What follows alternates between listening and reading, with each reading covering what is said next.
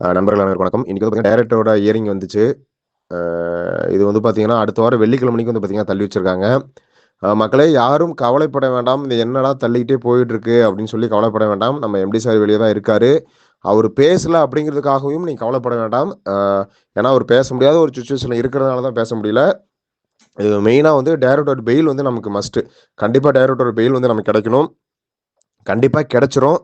பயப்பட தேவையில்ல. 100% மைவித்திரு நிறுவனம் கட்டாயம் நடக்கும். யாரும் கவலைப்பட வேண்டாம். ஏன்னா இது வந்து ஒரு கஷ்டமான சூழ்நிலை தான் எல்லாத்துக்குமே. இந்த கஷ்டத்த நம்ம மீண்டு வந்து தான் ஆகணும். வேற வழி கிடையாது. பொறுத்ததும் பொருத்தம்.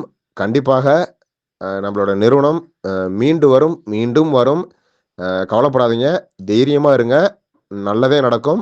மத்தவங்க யாரு சொல்றதையும் நம்ப வேண்டாம். பொறுமையா காத்திருங்க. நம்மளோட நிறுவனம் மீண்டும் செயல்படும்.